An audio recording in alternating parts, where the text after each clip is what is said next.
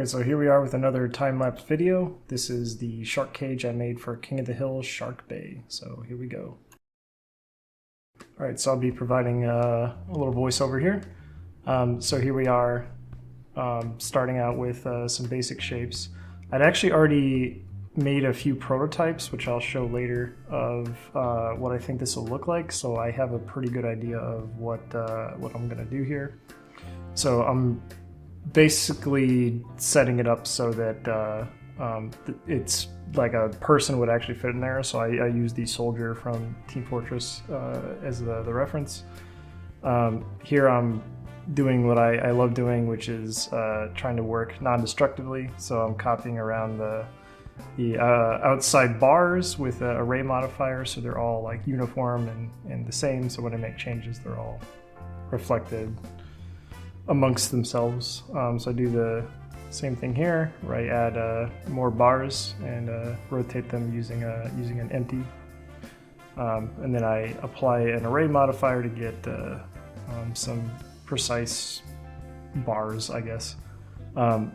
Usually you want to do this when you think that, like, so at the time I thought I would be changing the bars to be like rounder or beveled, so this makes it a whole lot easier to do that.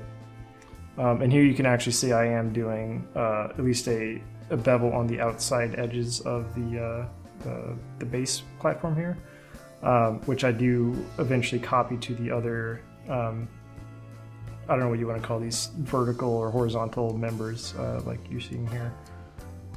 So it all gets a like consistent look.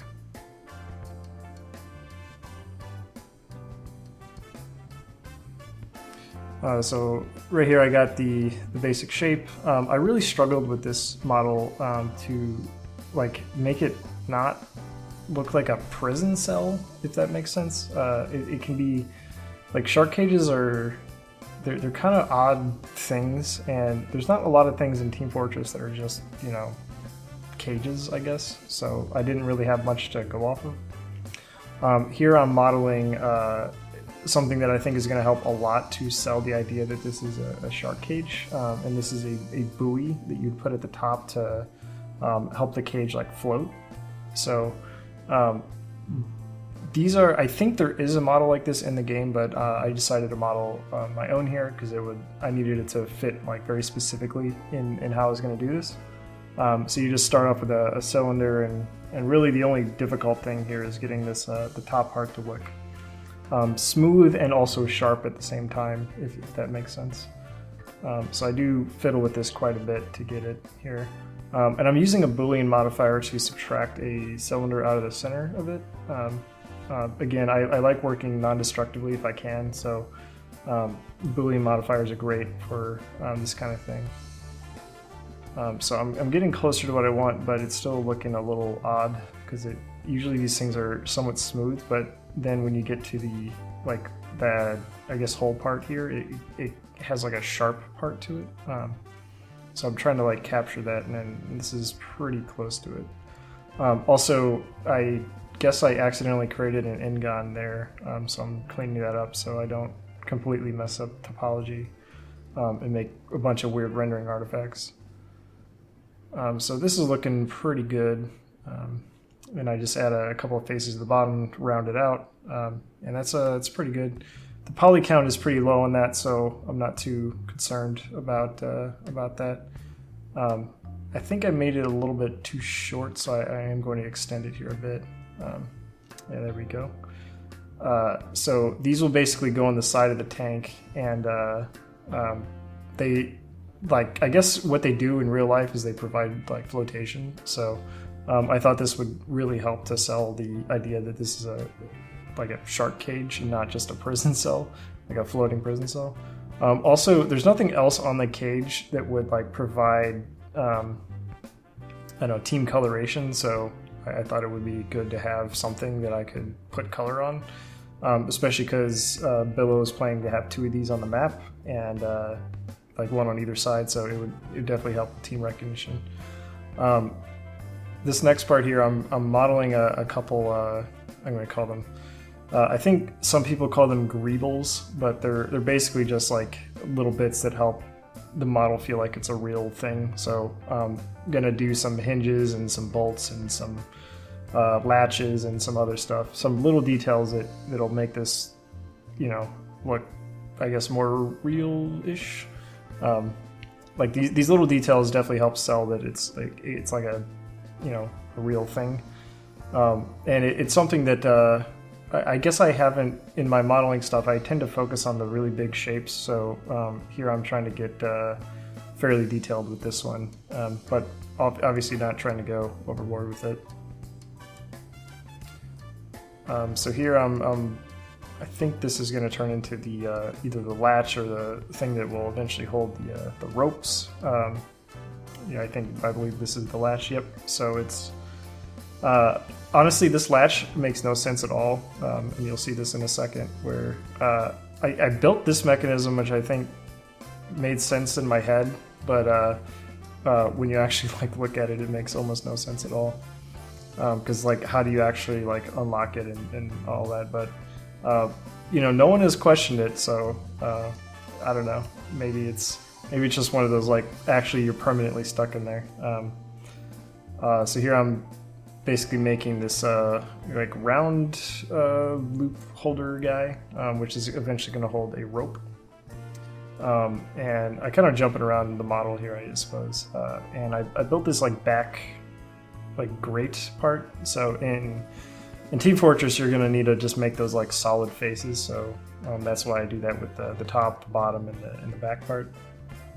And then yeah, you can see here I'm adding a bunch of bolts. I really like the pentagonal bolts. I don't know why, but I feel like that feels very TF2 to me, because usually you have hex bolts or square bolts in real life, but no one has like pentabolts. And here I think I decide that I could actually add a bunch of bolts to the model, so like basically every attachment point. And I thought that would definitely help make this feel more like a, I don't know, real, if you will.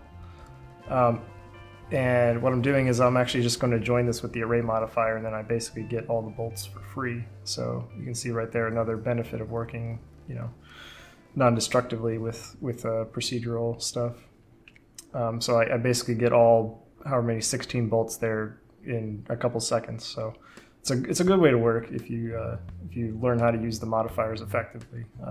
Like this is where they really shine. So I got most of the things I want here, and I think I'm just playing with just like cleaning up my my project, I guess. Naming stuff. It can get kind of messy when you have so many meshes floating around and you don't know what's what, because everything's named Circle 1 and all that. And you can definitely see I'm doing, like, I do these small little experiments just to see, like, what does this look like with a bevel, or what does this look like if I change this little bit piece here. Because I do want to, you know, play a little bit with, like, oh, hey, actually, I think this would be a cool idea if I did such and such thing. So I also need a way to attach the buoys to like the cage. So I basically just copy the cylinder and just play with it a little bit. And eventually I'll add a solidify modifier to this to just give it some, you know, thickness, some shape. And again, working procedurally if you can is great. And these just like attach basically where the screws go. So I figured that made sense to do. So this gives the buoys like some way to actually be attached. Otherwise they're just floating there, obviously. So I guess technically this model is like symmetrical except for the latch at the top there. You can also see here that I have a harpoon that I modeled, which I cut out of this video for time, but I was thinking I would put some other stuff in there like scuba tanks and all that, but I decided that I would leave that up to the map maker Billow to decide how to decorate them. So here I'm using a Bezier curve to basically give me a rope. So obviously, how do you lower this in the water? You need a rope, I guess. So that's what this is going to be. Very low poly, only 4 sides to this rope. I probably could have gone a little higher, but the problem with the ropes is that because they bend so much and they have so many like like it would just introduce so many extra polygons that doing it with 4 is fine, and it from a glance it looks fine. It's just if you like got really close to it, you'd be like, oh, it's a weird rope, but it's fine. The shading definitely helps. The smooth shading does make it look mostly cylindrical. So then I convert this to a mesh, and then I'm trying to figure out how I was going to actually have them attached here, and I just decided to leave it as just a like hanging end thing, because I just decided it wasn't really worth it, and we can just pretend that it's in there somehow. You know, a lot of things with modeling and level design in general, you kind of just gotta suspend a little disbelief. So here I'm adding some variation to the bars, bending them a little bit, because you know nothing would be perfectly straight, and the idea was that someone would actually have attacked this, like a shark would have attacked this, so it would have bent maybe some of the bars a little bit. Yeah, so here I'm doing a UV unwrap, and yeah, so this one's weird because I actually don't really know a great way to unwrap this, because it's just there's so many faces that are not, like, it's so sharp. So, I mean, you kind of have to have basically just every plane as its own island, which is not necessarily the best, but then again, the colors are going to be very similar, so maybe it's not a huge deal. I've definitely been learning that I need to spend more time UV unwrapping stuff and getting better unwraps. So it's something I spend a lot more time with on this model, which I've kind of sped through in this video. But so I'm doing some applying some materials and moving stuff around. And what I ultimately decide for the UVs is that I'm going to have the main cage and the rope on its own texture, and then the buoys will have their own, and then the grates will have their own as well, because the grates, I think, are good. My plan is to have them be transparent, but I don't ultimately do that. But the buoys also could benefit, which is what you're seeing here, from having its own UV unwrap and not having to fight with the grate for, you know, textile density. So I don't know if this was the best way to go, but it works, and ultimately this is just there's just 3 textures here, so it's not like they're huge, I suppose. The texture for the cage is 512 by 512, and I think I might actually come back later on and scale that up now that I'm looking at this again. Here I actually realized I got some topological problems, because when you do a Boolean modifier, if you don't have the topology in the thing, then you kind of have you can kind of create yourself a UV nightmare. And then of course I'm coming in here and spending a lot more time making the cuts that I need and trying to lay out UVs so that, you know, you could actually kind of understand, just like looking at the UV map here, where everything is. And so because the buoys are actually copied from each other, they will share the UVs, so it's making efficient use of the space, and really there's no reason not to, since like you're not really looking at both at the same time, so they're basically just clones of each other. And then you can do little things like rotate them, and it kind of helps. Alright, so in Substance, I bring the model in and try baking my mesh maps, and immediately I notice this ambient occlusion looks not good at all. Something is messed up here, so I gotta come back into my model and start futzing with stuff, making it one of the things you gotta do is like make sure all the face normals are actually correct. So it's one of the things I applied to the mesh, and also here I'm messing with the bake settings too, so it bakes, let's say, better. So this is getting there. I realized that I think I spent a lot of time trying to figure out why the AO was baking something weird on the buoy, and I realized, well, it's because I rotated it. So actually I end up ignoring the AO bake for that part, because I'll just fix the rotation later. Yeah, and so I'm just basically trying to figure out a bunch of settings to make the AO bake actually look, halfway decent. And I think I get a reasonable job here, though it's still, something's not right with this, and I still don't fully understand what was going on with it. But it's a good enough job where it looks reasonable enough. So now so since I separated everything out, I'm working on basically just the cage itself, the metal mesh here. And I think this was before I had separated the grates off for everything, but I'm just creating a mask here for those. Yeah, and I actually realized that I didn't separate them and that they had these tiny little UVs for what are really big faces. So here I'm basically just re-unwrapping again for like the millionth time.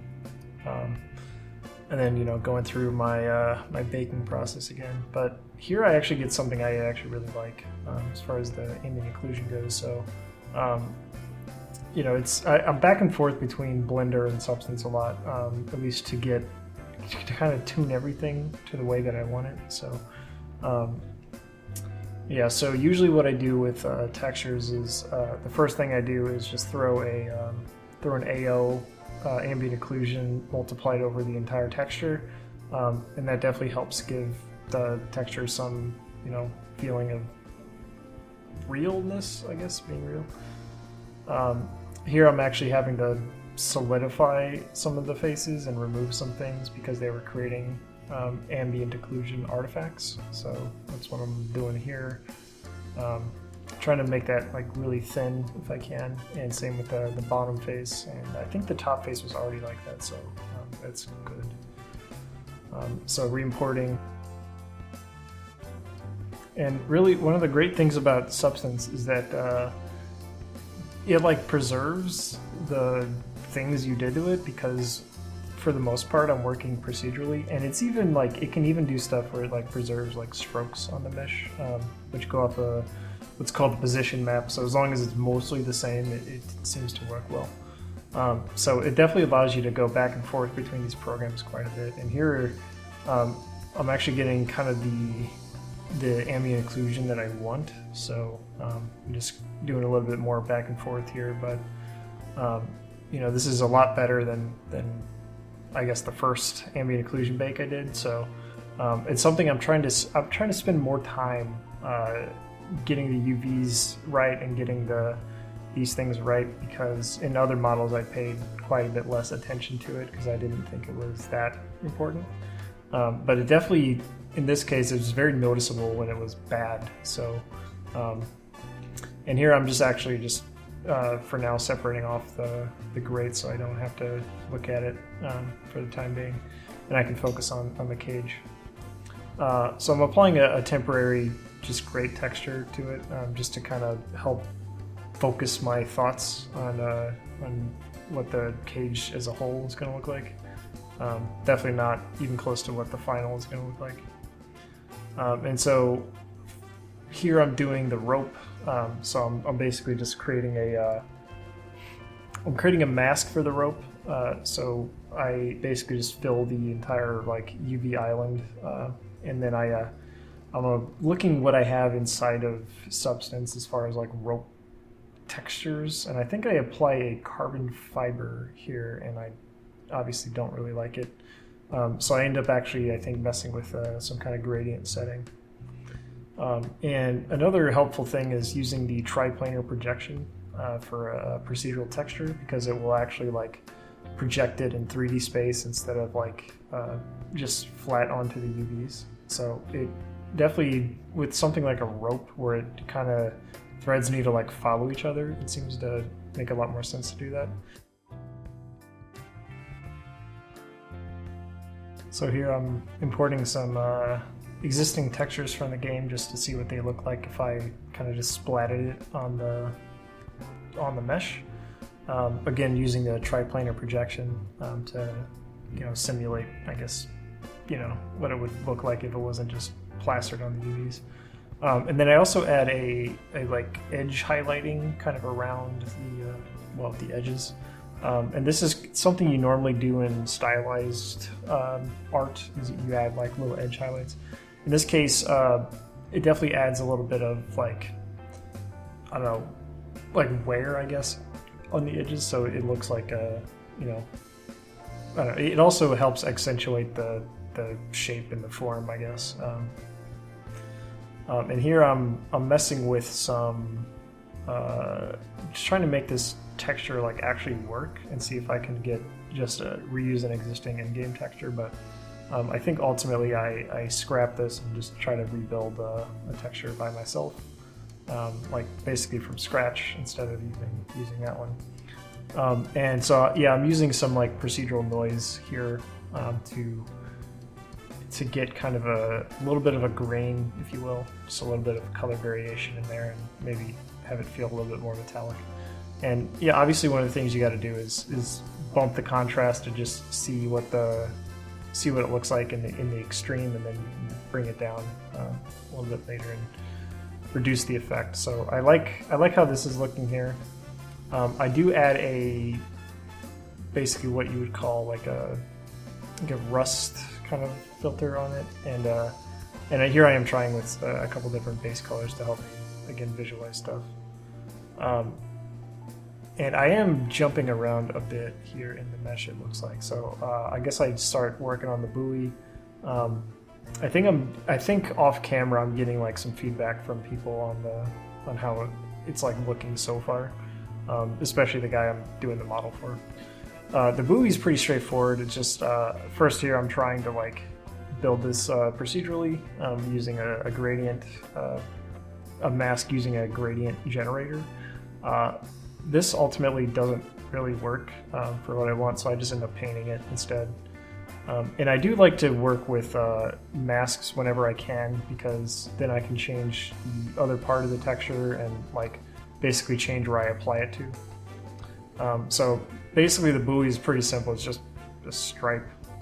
Here I'm just kind of throwing down some colors. Eventually I'll change all this stuff. And again, this is what's great about Substance is because I'm using the mask, I can easily change these colors and not really affect you know, the overall, you know, the lines I'm doing here.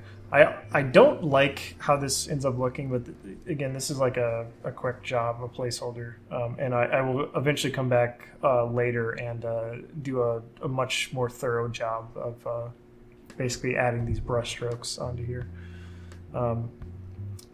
And sometimes you do have to, like, something that I do a lot, I guess, is like I will work on it for a bit and then I'll walk away and then I'll, you know, put it down, do something else. So again, I just did a little placeholder job, sent that off to Bello to get his thoughts.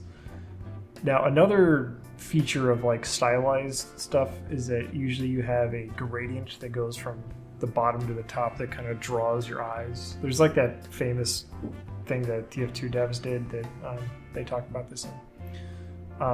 And so what I'm doing here is I'm actually using kind of I don't really know how to describe this brush, but it's basically dirt, and I'm painting rust as if it's like not only like there's gonna be a lot of rust at the bottom, I guess, because I don't know, maybe the floor is moist in this harbor that this place is placed in, and then, you know, of course adding stuff around the edges, but the idea is that the bottom is going to be a lot more dark, I guess. So the rust is kind of a way to do a little bit of storytelling, I guess.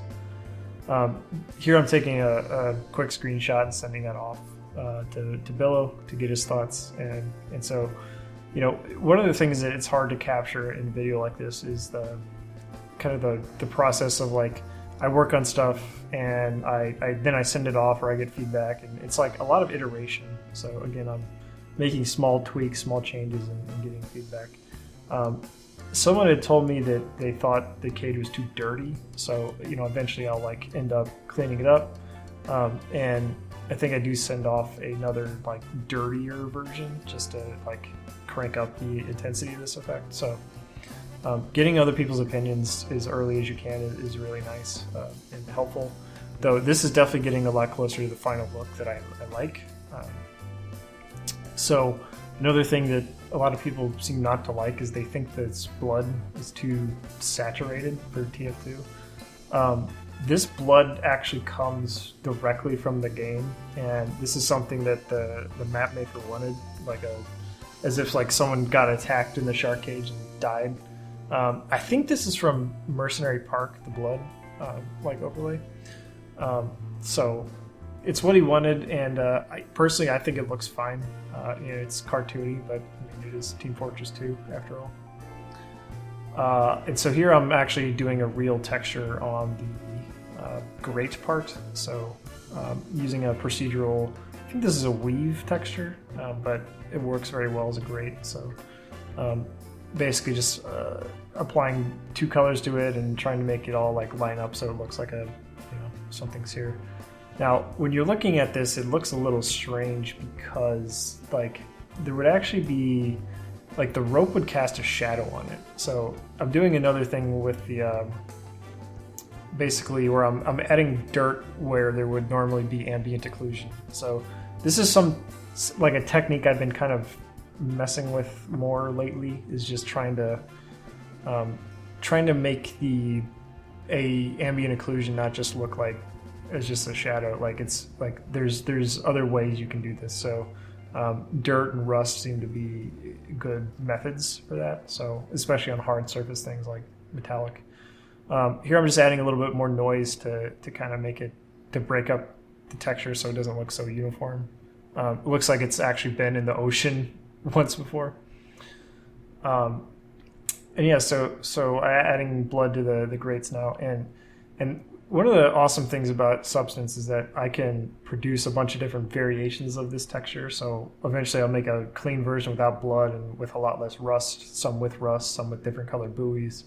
And that's really one of the powerful things about this software. So this is pretty close to the final version here, and basically I'll just be sending this off to Billo, getting his feedback, and doing some back and forth, some iteration. So here it is in the map, and it's basically the process. There's a lot of iteration here, a lot of trial and error, and actually one thing I do want to show real quick is some of the prototypes that I did. So these are just like doodles, I guess, like 3D sketches, if you will, and you can see that the first versions I made were terrible, but it was just trying stuff, seeing what I liked, what I didn't like, and eventually you get something, I guess, kind of nice. So and sending this off and getting feedback before I go through this really long process. So anyway, thanks for watching, and we'll catch you in the next one.